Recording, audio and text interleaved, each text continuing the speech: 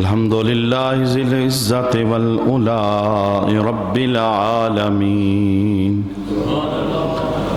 والصلاة والسلام على سيد الأنبياء والمرسلين والعاقبة للمتقين أما بعد فأعوذ بالله من الشيطان الرجيم بسم الله الرحمن الرحيم إن الله وملائكته يصلون على النبي يا أيها الذين آمنوا صلوا عليه وسلموا تسليما اللهم صل على سيدنا ومولانا محمد وعلى آل سيدنا ومولانا محمد وبارك وسلم وصل عليه الصلاة والسلام عليك يا سيدي يا رسول الله الصلاة والسلام عليك يا سيدي يا حبيب الله الصلاة والسلام عليك يا سيدي يا شفيع المذنبين وعلى آلك وأصحابك يا سيدي يا رحمة للعالمين بعد حمد و صلاة لائق عزت و تکریم جمیع باب سمین الوقار درود و سلام کے عنوان پر ہماری گفتگو جاری تھی. آج اسی کلام کو مزید آگے بڑھائیں گے. آقا حضور رحمت عالم صلی اللہ علیہ وآلہ وسلم پر درود و سلام پڑھنا، اس کی برکات، اس کے فیوز و برکات ایک مسلمان کو کس طرح حاصل ہوتے ہیں، انشاءاللہ اسے ہم سیکھیں گے اور پھر ساتھ عاد بھی کریں گے کہ کثرت سے حضور کی ذات پہ درود و سلام پڑھنے کا معمول بنائیں گے. امام بیہقی نے اور ابن اسحاق نے اس روایت کو نقل کیا کہ صرف بندے نہیں، یعنی امتی تو امتی ہیں، ان کا تو کام ہے کہ ان کی سانس سانس سے درود پڑھا جائے اور یہ لمحہ لمحہ رسول اللہ پر سلام کے پھول پیش کریں. تو امام بیہقی کہتے ہیں کہ رسول رحمت صلی اللہ علیہ وآلہ وسلم کی یہ شان ہے اور یہ مقام اور مرتبہ ہے کہ درخت اور پتھر بھی مصطفیٰ پر درود و سلام پڑھتے ہیں، اور یہ بہت بڑی فضیلت ہے، بہت بڑی رحمت ہے. نبی کریم علیہ السلام جب درختوں کے پاس سے گزرتے، پتھروں کے پاس سے گزرتے، تو درختوں اور پتھروں سے یہ صدا آتی تھی السلام علیک یا رسول اللہ. یعنی وہ درخت اور پتھر بول کے کہتے تھے کہ اے اللہ کے رسول آپ پر سلام. اور حضرت علی رضی اللہ تعالیٰ عنہ کہتے ہیں کہ بارہا ایسا ہوا کہ نبی کریم علیہ السلام کی رفاقت کے اندر مجھے سفر کرنے کا موقع ملا، تو میں نے بارہا اس بات کو بطور مشاہدہ دیکھا کہ میں جب کبھی حضور کے ساتھ کسی جنگل، کسی صحرا سے گزرتا تو درخت اور پتھر ارد گرد سے بلند آواز کے ساتھ ان لفظوں میں سلام کرتے السلام علیک یا رسول اللہ. اور آپ فرماتے ہیں کہ ایک مرتبہ مکہ شریف سے باہر ہم نکلے تو میں نے ایک پتھر کو رسول اللہ صلی اللہ علیہ وآلہ وسلم پر درود و سلام پڑھتے ہوئے دیکھا، اور میں اس پر متعجب ہوا اور میں نے حضور کے دربار میں عرض کی یا رسول اللہ یہ پتھر آپ پر درود و سلام پڑھ رہا ہے؟ تو میرے محبوب کریم علیہ السلام نے فرمایا علی یہ پتھر تو یہ پتھر ہے، میں محمد صلی اللہ علیہ وآلہ وسلم آج بھی اس مکے کے اندر پتھر کو جانتا ہوں جو اعلان نبوت سے پہلے بھی مجھ محمد پہ درود و سلام پڑھا کرتا. اور امام ابو حفص المیانشی جو مالکیہ کے بہت بڑے امام ہیں، وہ فرماتے ہیں کہ میں مکہ شریف کے اندر گیا تو میں نے اس پتھر کو تلاش کیا کہ جس کے متعلق رسول اللہ صلی اللہ علیہ وسلم یہ کلام فرماتے تھے کہ میں آج بھی جانتا ہوں، وہ میری نگاہ میں ہے. ابھی میں نے نبوت کا اعلان نہیں کیا تھا، وہ تب بھی مجھ پر درود و سلام پڑھتا تھا. آپ فرماتے ہیں سب بات ڈال میں بیٹھتا ہے، یہاں نماز پڑھ ہو سکتی ہے، اندر نہیں آ سکتی. گاڑی میں ہاں پڑھ ہاں پڑھ روشے پڑھی اللہم صلی علی سیدنا مولانا محمد وعلی آل سیدنا مولانا محمد وبارک وسلم وصلی علیہ. تو امام ابو حفص کہتے ہیں کہ میں مکہ شریف کے اندر گیا اس پتھر کی تلاش کے اندر کہ میں اس پتھر کی زیارت کروں کہ جس پتھر کو مصطفیٰ کریم علیہ السلام نے ساری زندگی اپنی نگاہ میں رکھا. کہا میں بھولا نہیں، آج تک مجھے وہ پتھر یاد ہے. تو امام ابو حفص کہتے ہیں کہ میں نے اس پتھر کو تلاش کیا اور وہ پتھر مجھے کہاں ملا؟ جناب ابو بکر صدیق رضی اللہ تعالی عنہ کے گھر کے بالکل مقابل کے اندر وہ پتھر تھا. جب مصطفیٰ کریم علیہ السلام اس گلی سے گزرتے تو پتھر جھوم جھوم کے مصطفیٰ پہ درود و سلام پڑھا کرتا تھا. لوگ برکت کے لیے اس پتھر کی زیارت کیا کرتے تھے. اور آقا حضور رحمت عالم صلی اللہ علیہ وآلہ وسلم ایک سفر پر تشریف فرما تھے تو ایک اعرابی آ گیا دیہاتی. تو حضور رحمت عالم صلی اللہ علیہ وسلم نے اسے کلمے کی دعوت دی، ایمان کی دعوت دی کہ اسلام قبول کرو. تو اس نے آگے سے اپنی اسلام قبول کرنے کی ایک شرط رکھی. اس اعرابی نے کہا کہ یا رسول اللہ صلی اللہ علیہ وآلہ وسلم مجھے اپنی رسالت کی کوئی نشانی دکھائیں. آپ نبی ہیں، آپ رسول ہیں، مجھے کوئی نشانی بتائیں تاکہ میں آپ کا کلمہ پڑھوں، آپ پر ایمان قبول کروں. میرے محبوب کریم علیہ السلام نے اس موقع پر اس اعرابی کو کیا کہا؟ فرمایا جو سامنے درخت ہے نا، جا کے اس درخت کو میرا پیغام دے کہ تجھے آمنہ کا لال بلا رہا ہے. ماحول کے مطابق یہ بہت بڑی نشانی تھی. درخت کب بات کسی کی سنتے ہیں، پتھر کب کسی سے بولتے ہیں. تو وہ اعرابی چلا گیا اس درخت کے پاس، کہنے لگا ہے درخت تجھے آمنہ کا لال بلا رہا ہے. وہ اعرابی کہتا ہے جیسے ہی میں نے درخت کو رسول اللہ کا پیغام دیا، وہ دائیں بائیں آگے پیچھے اس نے حرکت کی، زمین کو چیرتا ہوا جڑوں سمیت نکلا اور اس نے چلنا شروع کیا اور مصطفیٰ کے قدموں میں حاضر ہو گیا. اچھا وہ اعرابی کہتا ہے جب وہ درخت حضور کے قدموں میں آیا نا تو اس نے کیا کہا؟ کہنے لگا السلام علیکہ یا رسول اللہ. یعنی اس نے آ کے حضور کی بارگاہ کے اندر سلام پیش کیا.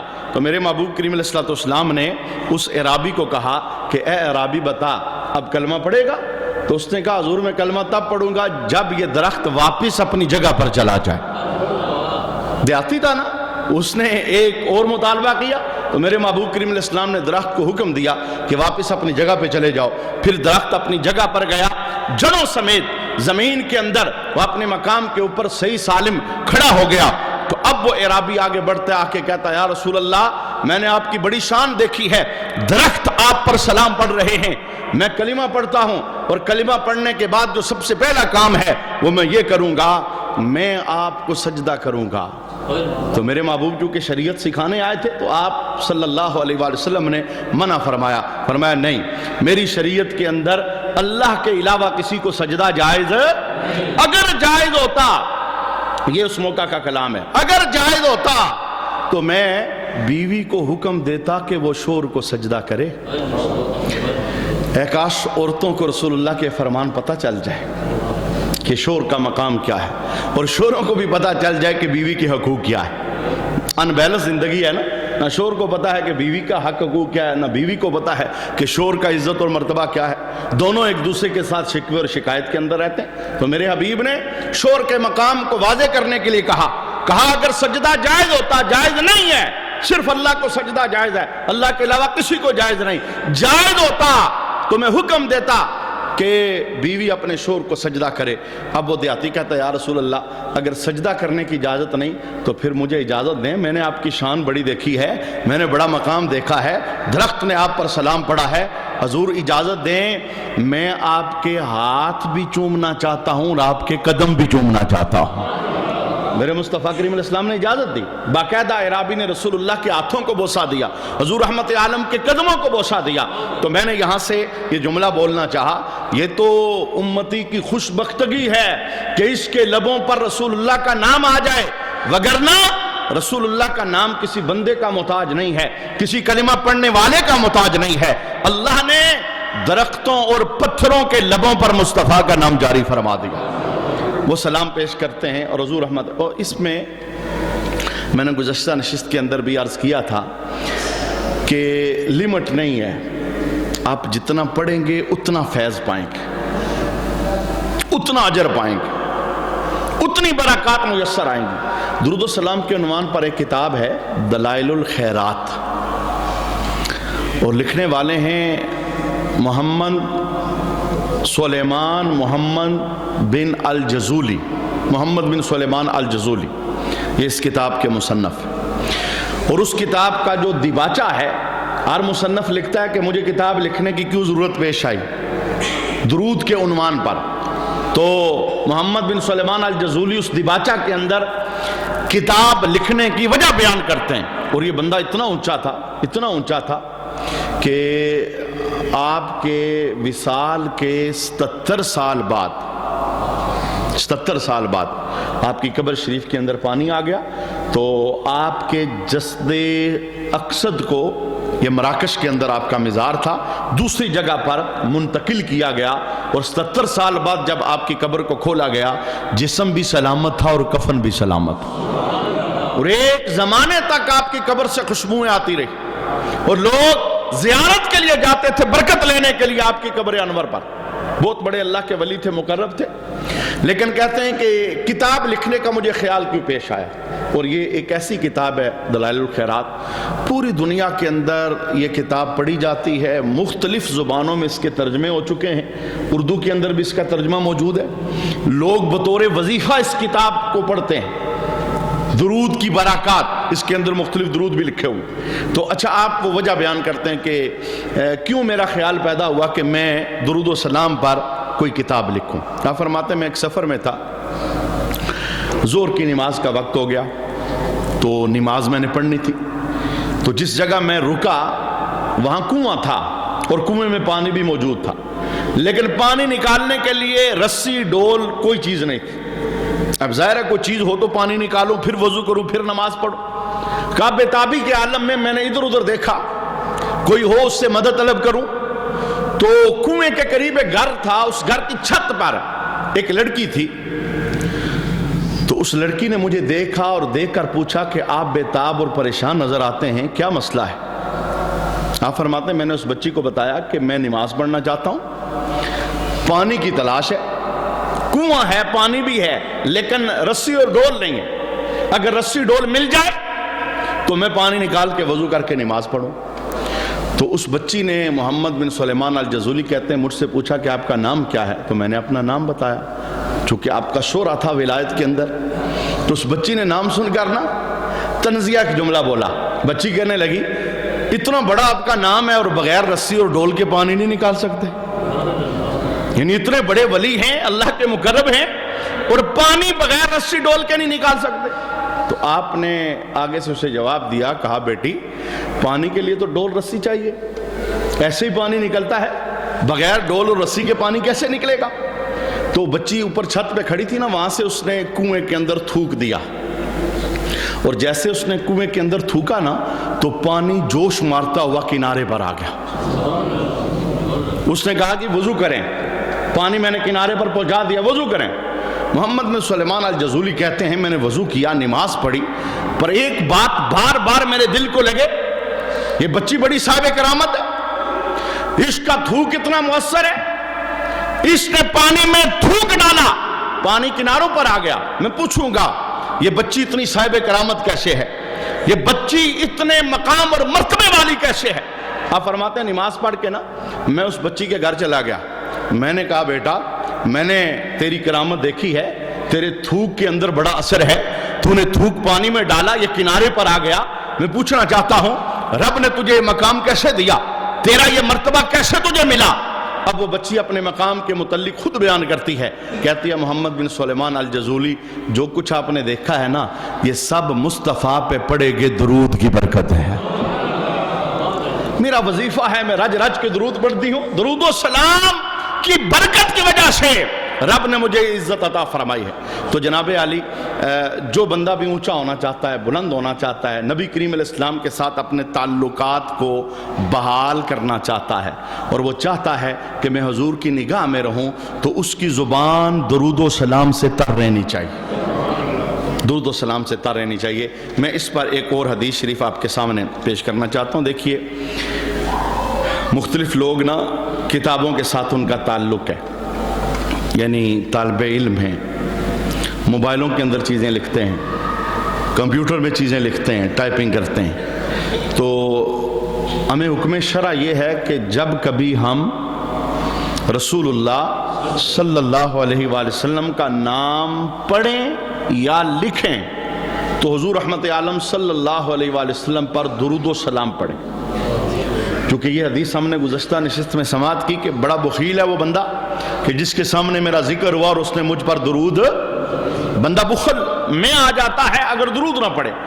سن کر نام یہی حکم ہے اور لکھ کر نام بھی یہی حکم ہے۔ ہمارے ہاں لوگ شارٹ کٹ چاہتے ہیں ہر معاملے کے اندر، تو جو لکھنے والے لوگ ہیں نا وہ لکھتے لکھتے جب حضور رحمت عالم صلی اللہ علیہ وآلہ وسلم کا نام آتا ہے تو درود لکھنے کے اندر تھوڑی غفلت کر جاتے ہیں، خالی سعد لکھ دیتے ہیں، جہاں درود لکھنا ہو خالی سعد لکھ دیتے ہیں، اور علماء نے باقاعدہ فتویٰ دیا ہے کہ رسول اللہ صلی اللہ علیہ وسلم کے نام کے ساتھ درود کی جگہ خالی سعد لکھنا یہ حرام ہے، یہ سعد درود نہیں ہے۔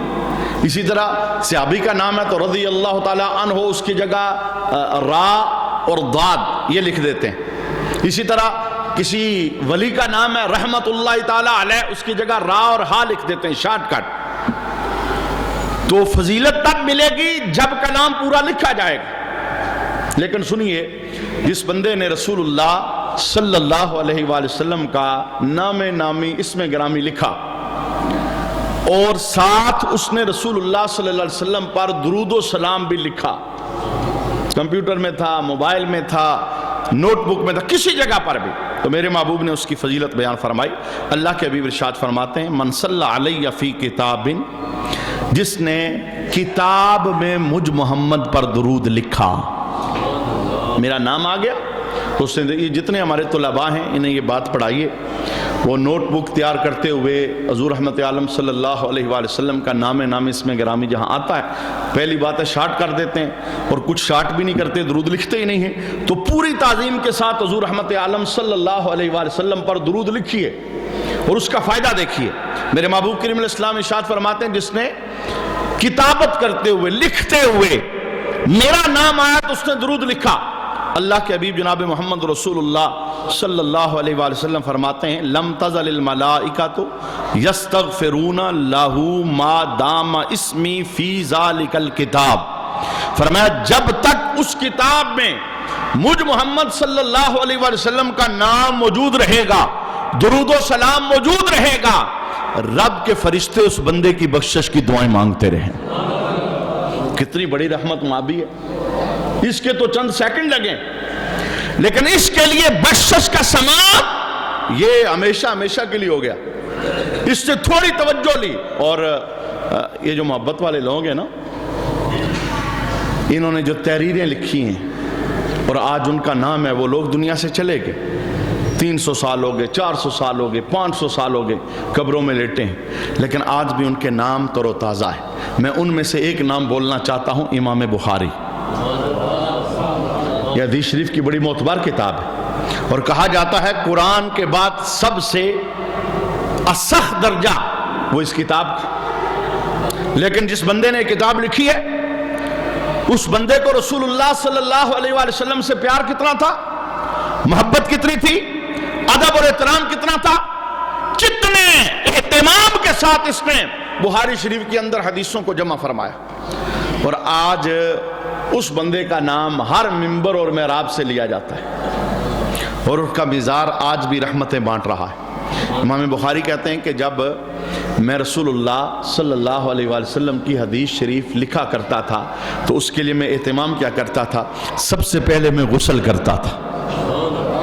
ہم تو جمعہ کے لیے غسل کرتے ہیں، کہا میں حدیث لکھنے کا جب ارادہ کرتا اور دل میں تہیہ کرتا کہ میں محبوب کریم علیہ السلام کے لبوں سے نکلے جملے لکھنے لگا ہوں، تو سب سے پہلے میں غسل کرتا، صاف ستھرے کپڑے پہنتا، خوشبو لگاتا، صلی رکعتین، پھر 2 نفل شکرانے کے پڑھتا کہ میں وہ خوشبخت ہوں، ان ناموں کو لکھ رہا ہوں جو سونے محمد کی زبان سے نکلے۔ کہا پھر میں کیا کرتا، غسل، کپڑے تبدیل، خوشبو کا اہتمام، 2 نفل، اس کے بعد میں اپنے ہاتھ میں قلم اٹھاتا اور آنکھ بند کر کے سونے حبیب پر درود و سلام پڑھنا شروع کر دیتا۔ اتنا اہتمام کرنے کے بعد میں ایک حدیث اللہ کے حبیب جناب محمد رسول اللہ صلی اللہ علیہ وآلہ وسلم کی وہ کتاب کے اندر لکھتا۔ کسی نے آپ سے پوچھا کہ آپ کے اتنا اہتمام کیوں کرتے ہیں؟ ایک حدیث لکھنی ہے، غسل ہو رہا ہے اور کپڑے تبدیل ہو رہے ہیں، خوشبو لگائی جا رہی ہے، اور پھر نام محمد کو درود پڑھتے پڑھتے قلم سے لکھا جا رہا ہے۔ تو آپ فرماتے ہیں رب نے میری طبیعت ایسے بنائی ہے، میں چاہتا ہوں سونے کی زبان سے جو کلمے نکلے ہیں پورے ادب سے انہیں لکھا جائے۔ اور آج اس ادب کی وجہ سے یہ حدیث کی کتاب ہر جگہ معروف اور مشہور ہے۔ کوشش کیجئے رسول رحمت صلی اللہ علیہ وآلہ وسلم کی ذات والا شان پر درود پڑھنے میں بھی غفلت نہ ہو اور درود لکھنے میں بھی، کیونکہ ہمارے مسلمان نا بہت جلدی میں، ان کی جلدی تب ختم ہوگی جب حضرت اسرائیل آئیں گے، جب سوئی کی گھڑی کی سوئیاں رک جائیں گی، ٹائم ختم ہو جائے گا، پھر ان کی جلدی ختم، وگرنہ یہ بہت جلدی میں، کسی چیز کا ان کے پاس وقت نہیں۔ اگر محبت سلامت ہے تو اس میں کوئی حرج نہیں ہے، جمعے کی نماز ختم ہو تو یہ جو 4 یا 5 منٹ سلام اجتماعی طور پر پیش کیا جاتا ہے، اس سلام کے اندر حاضری دی جائے۔ جناب جب اس نبی کے دربار میں پتھر اور درخت درود و سلام پڑھتے ہیں تو بندے کو کیا اعتراض ہو سکتا ہے؟ اور میں کہتا ہوں اس بندے کو اپنے ایمان کا لیول گراف چیک کرنا چاہیے جو درود و سلام کا منکر ہے۔ درود پڑھنے کے لیے کسی فتوے کی کوئی حاجت نہیں، کسی مسلک گروہ کا کوئی مسئلہ نہیں، چونکہ یہ وہ فعل ہے اللہ کہتا ہے میں بھی کرتا ہوں، میرے فرشتے بھی کرتے ہیں، ایمان والوں میں نے تمہیں بھی کرنے کا حکم عطا فرمایا۔ تو تقاضا ایمان والوں سے ہے تو یہ محبت کا خراج پیش کرنا چاہیے، اور جتنا ہو سکے اس خراج کے اندر اضافہ کرنا چاہیے۔ میں اس پر ایک اور حدیث پڑھنا چاہتا ہوں۔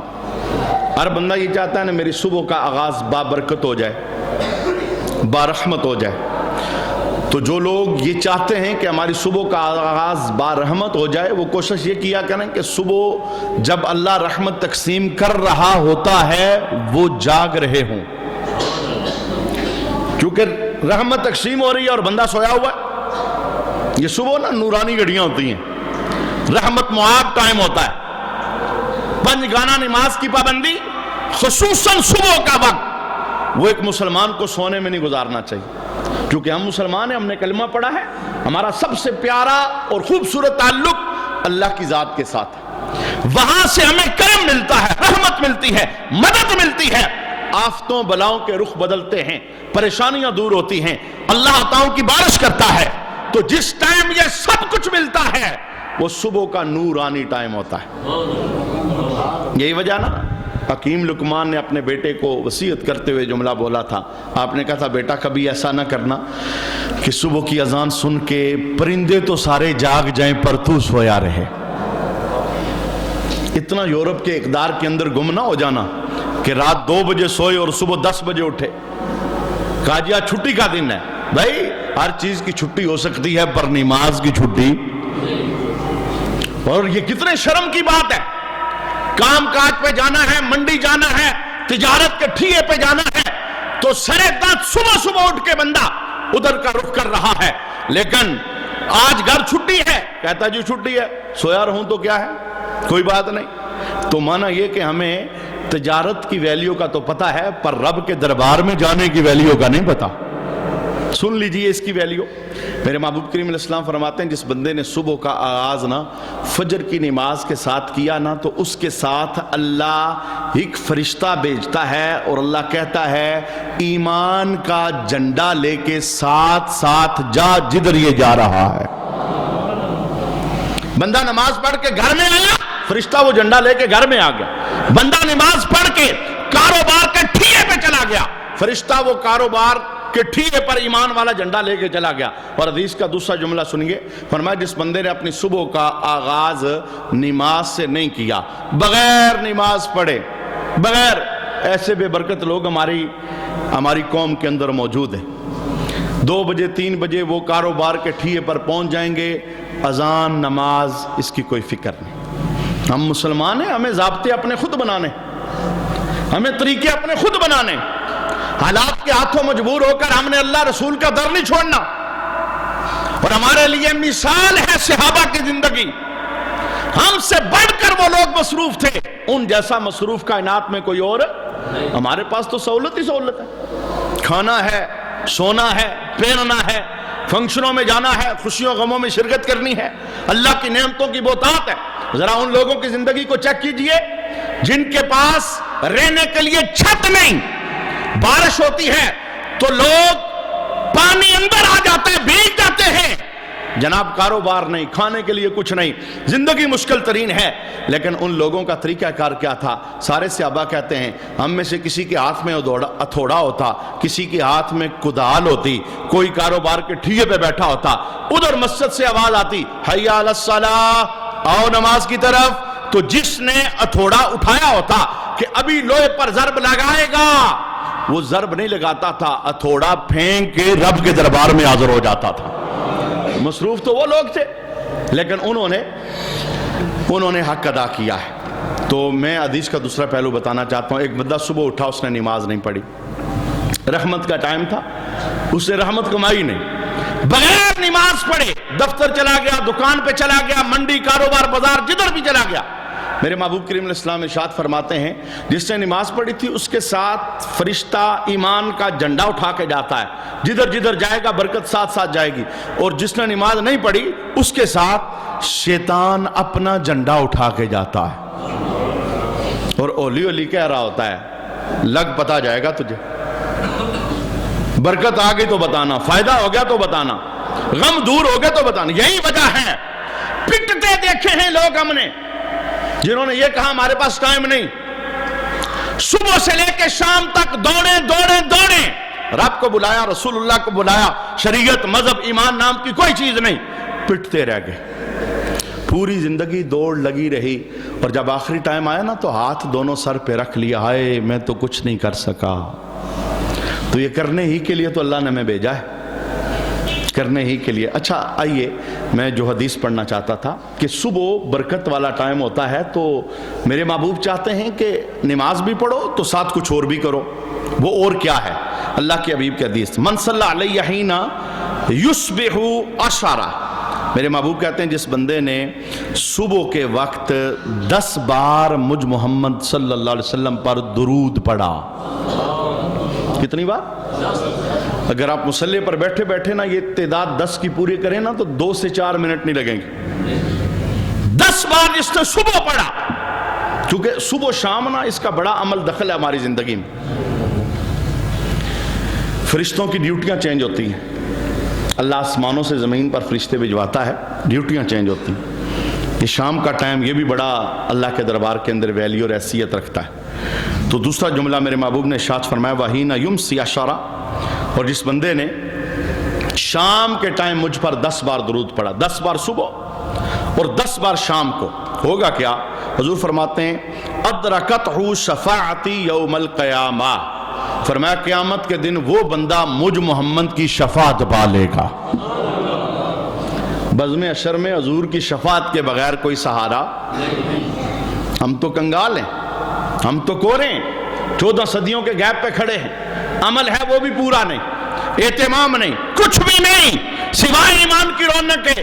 تو اللہ کے حبیب کہتے ہیں صبح بھی میرا نام لو، شام بھی میرا نام لو۔